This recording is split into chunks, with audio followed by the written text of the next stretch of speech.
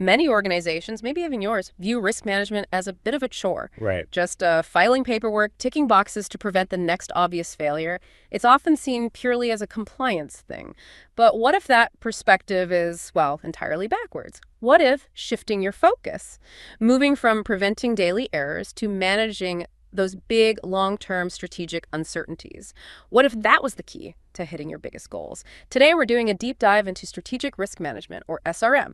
We've looked at a lot of research showing why experts argue that focusing purely on daily tactical risks that we often call operational or enterprise risk management, it actually causes businesses to miss huge opportunities. And ultimately, it might mean they fail to guarantee their own long-term objectives are met. That's absolutely spot on. And this is much more than just, changing the terminology. We're going to unpack the really clear differences between managing those day-to-day risks and managing the multi-year strategic ones. We'll focus on the approach, the mindset needed, the time commitment, and some specific practices like intentionally balancing risks 50-50 with opportunities. That's where you really start to see competitive advantage and, well, real resilience build up. Okay, so our mission here is to show you exactly how adopting this longer-term view can bring real clarity. Clarity to those huge multi-million-dollar decisions and give you visibility into opportunities years ahead of the competition. Okay, let's unpack this. Where do we start? The fundamentals. Yeah, let's start with the core definition. So strategic risk management, SRM, is the process of looking at risks and opportunities as an integrated part of your strategic planning and your decision-making framework. Its whole purpose, really, is ensuring those defined long-term goals are actually achievable. Right. Now, we know that when organizations implement a general enterprise risk management system, ERM, they often fall into this trap.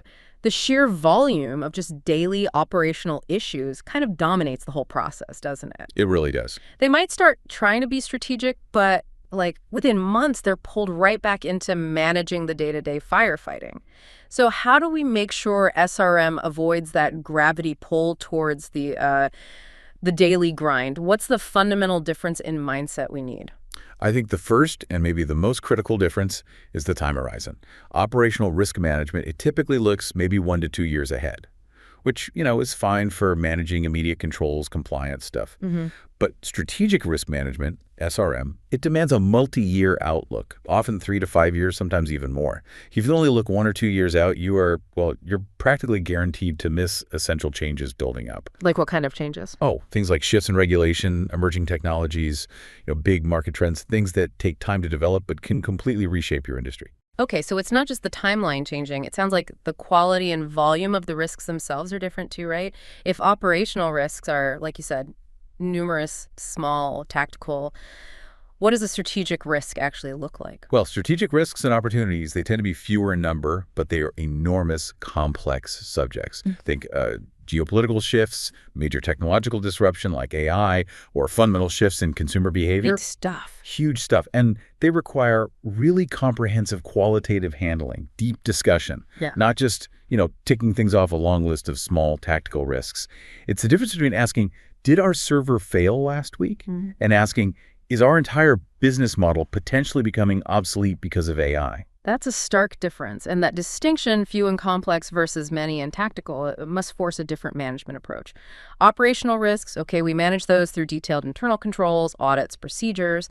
But for those huge, complex strategic risks, what's the primary action? You can't just write a control for, say, geopolitical instability. Exactly. They rarely require instant controls in the same way. Strategic risks rely much more on long-term monitoring, on continuous open dialogue across leadership, and increasingly sophisticated scenario building. What if this happens? What if that happens? So it's about ongoing attention. Yes, documented continuous attention, not just a one-time fix you put in place and forget. And if we connect this back to the bigger picture, organizations without dedicated SRM, they face 2 massive existential risks. First, just outright failure to achieve their own objectives because their strategy was too brittle, it couldn't handle unexpected changes. Right. And second, maybe even more costly in the long run, is missed opportunities. Because those early signals of market change, they went completely unnoticed by leadership. They weren't looking far enough ahead. That makes perfect sense. So if we accept that SRM is crucial for actually hitting those big goals, it can't just be bolted on at the end, can it? No way. For risk management to truly support strategy, it needs to act as, I think the experts called it a red thread, something woven through the entire planning process. Absolutely. A red thread is a great way to put it. The integration has to start right at the beginning, in what we can call Phase A strategy definition. So before the ambitious goals are even fully set in stone, you use SRM to perform a crucial sanity check on the strategy itself. A sanity check. I like that. Yeah, the core question here isn't, are we complying with Rule X? It's, are these planned objectives actually realistic, given the macro risks and opportunities we've already identified out there? That focus on realism is key. So, for example, say a company's strategy proposes doubling sales. Great goal. But maybe it also proposes having marketing investment at the same time. Right. Classic conflicting goals. So the SRM sanity check isn't about listing internal process failures. It's used to gauge the external realism of that specific scenario, testing the strategy's viability before it even leaves the boardroom. Precisely. And this really highlights the issue of timeliness, doesn't it? How so? Well, if a major strategic risk, let's say a disruptive new technology pops up, if that only emerges during the decision-making phase, you're already way behind the curve. Ah, okay. Strategic risks, the really big ones, they should be familiar topics. Things that have been documented, debated, tracked for years before a key decision needs to be finalized. You should almost never be completely surprised by a risk that fundamentally affects your multi-year strategy. Okay, so you do the sanity check up front. The strategy gets stress tested, maybe adjusted, and then approved. What happens next? The role shifts to Phase B, monitoring and dialogue. And you're saying this isn't about just updating a massive spreadsheet somewhere. Not primarily, no. Okay. The main action becomes active, documented, long-term follow-up, and crucially, ongoing discussion among leadership.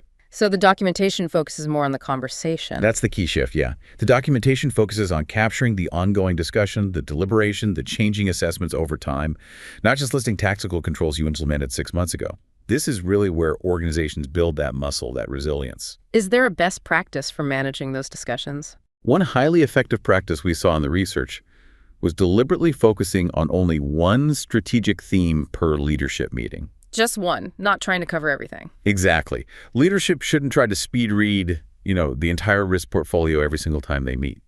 That narrow, deep focus on one big theme generates much deeper insights, and it creates a better shared understanding across the whole organization about what truly matters long-term. And there's a major benefit to formally documenting these discussions and these long-term reviews, right? Yes, and the big benefit is transparency, especially for board-level work. How does that help the board specifically? Well, boards gain a fact-based, documented view of how strategic risks are actually being handled. They can see the review status, the trends. They're no longer just relying on, say, verbal assurances from the CEO that, oh yeah, things are fine, or that's been reviewed. Right, it's auditable. It's auditable, it's transparent, and it ensures proper accountability for the long-term strategic health of the organization. Much more robust. Okay, now let's shift gears a bit and talk about a major psychological challenge. Something that fundamentally stops organizations from really capitalizing on change. And that's the imbalance between focusing on threats versus potential gains. Why are most risk registers so, heavily biased towards fear and negativity? It's partly human nature, isn't it? And partly how traditional ERM evolved. It was focused on preventing bad things, minimizing loss. So a typical operational risk register might list 50 detailed threats, but maybe only 1 or 2 vague, poorly defined opportunities tacked on at the end. Right. What we observed in the research when organizations successfully moved to a truly strategic model is that the tool itself and the whole process forces a more balanced view. It fundamentally changes the conversation. How does that balance work in practice? What does it look like? The sources talk about what they call the opportunity balance. The idea is that for your strategic portfolio, those big long-term issues, the split should be much closer to 50-50. 50% defined risks you need to manage, 50% defined opportunities you should be actively pursuing. Wow, 50-50. That's a huge shift from the typical 955 threat focus. It is. And it compels the organization to look at every single major issue from a positive angle too, to deliberately seek gain and competitive advantage, not just focus on avoiding impending doom. That sounds powerful. But does forcing a 50-50 split feel, a bit artificial? Does it lead to people just making up opportunities, or does it drive genuine strategic growth? That's a fair question. But the idea is it forces genuine critical thinking. when you have to match every major risk you identify. Let's say the risk is the rise of automation displacing our workforce. You then have to actively define a corresponding opportunity, like leveraging AI for radical cost leadership in our supply chain. Ah, okay, so it forces you to think proactively. Exactly. You move past just fear and defensiveness, and you start actively planning for action. It becomes about proactive positioning for the future, not just putting up walls. And to help with this, a good strategic tool actually forces the user to classify the item clearly right when they identify it. Is this primarily a threat we need to mitigate? Or is it primarily an opportunity we need to pursue? That simple choice up front drives a much more focused, practical discussion about the right long-term response. Okay, shifting to maybe the technical side for a moment. Strategic risk management must require different metrics than operational risk management, right? Because the time horizon is so much longer and the financial stakes are potentially much higher. That's absolutely correct. Those standard likelihood impact heat maps, they aren't really sufficient when you're dealing with complex multi-year decisions with huge financial implications. So what do you need instead? Well, SRM often needs specific financial fields that you rarely see in lower-level ERM systems. You really need fields for things like estimated risk loss provision, basically. What's the anticipated financial hit if this risk materializes down the road? Okay, quantifying the downside. Yes. And just as crucially, you need opportunity yield provision. What's the expected financial gain from successfully pursuing this strategic opportunity? Having these kinds of financial metrics helps leadership analyze the true strategic trade-offs much better than just relying on vague qualitative labels like high or medium. That makes sense. This brings us to a really fascinating modern tool that some organizations are starting to use. Artificial intelligence, but not just for analysis, but using AI as a strategic sparring partner. How does that help identify blind spots? Yeah, this is a really powerful application that's emerging. Organizations are prompting AI not just to, say, list known risks from news feeds, but to actually propose novel indicators for those risks, things humans might miss. Can you give an example? There was a fascinating specific example in the research. A leadership team had defined a strategic risk around potential new market entry barriers in their industry. They were focused internally, mostly on regulatory hurdles. When they prompted an AI sparring partner to propose risk indicators, it immediately suggested tracking competitor product launches in adjacent markets. Ah, something the human team focused inward hadn't immediately thought of. Exactly. It completely opened their eyes to viewing the operating environment from a fresh external perspective, rather than just relying on their existing internal assumptions and biases. Really valuable. And that external view needs constant checking, doesn't it? Which brings us back to that continuous review process. That sounds essential for long-term tracking. It is absolutely essential. The system, the process, needs to clearly document who participated in a specific strategic review session, when it happened, and crucially, what their collective assessment of the future development is. Is this risk or opportunity expected to grow significantly? Is it likely to remain stable, or maybe decrease in importance? That future outlook assessment sounds really key because it automatically flags items that need immediate escalation, right? Maybe for board attention or deeper executive review. Precisely. Those items expected to grow significantly, or maybe those where the assessment has changed rapidly, they get flagged. It turns what could be static data into a dynamic warning system. So it ensures the truly escalating issues get highlighted. That's its core function, yes. To make sure that the things that are genuinely changing or becoming more critical don't get lost in the noise. And ultimately, you see that strategic risk management, this whole approach, it's usually not something forced on organizations by external standards or regulations. The organizations that really pursue it seriously are doing it because they genuinely seek the benefits. They want better decision-making. They want improved resilience. They recognize the inherent competitive advantage it provides in a turbulent world. Okay, that's a great point. Let's try to summarize the core takeaways for you, the listener. What are the key things to remember from this deep dive? I think first, strategic risks and opportunities, those big long-term ones, they absolutely must be identified, analyzed, and tracked well before key multi-year decisions get locked in, not afterwards. Right. You need that foresight. Right. Second, for these long-term issues, the ongoing monitoring, the documentation of the actual dialogue, and that continuous review process, the Katsolmenti, that's often far more important than trying to implement some immediate, perfect control measure today. It's about the journey, the ongoing assessment. Exactly. And third, Critical thinking demands that you stop focusing only on the threats, on the downside. You absolutely must look at risks alongside opportunities. And ideally, you should be actively working to balance them, maybe aiming for that 50-50 split in your strategic portfolio to really drive proactive growth and innovation.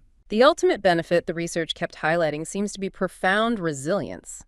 Resilience in the face of really disruptive change, like the huge global shifts we're seeing with AI or climate change or geopolitical instability. Absolutely. Organizations that are tracking these trends, discussing them openly, modeling scenarios years ahead, they are clearly going to be much better positioned than those who are forced into purely reactive mode years later when the change fully hits. So, what does all this mean for you listening right now?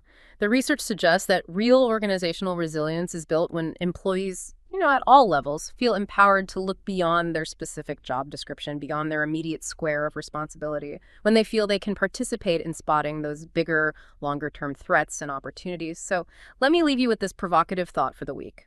What major strategic risk, or perhaps a hidden strategic opportunity that sits outside your normal daily routine, are you perhaps uniquely positioned to identify and bring into the conversation within your organization? Thanks for joining us for this deep dive. Until next time.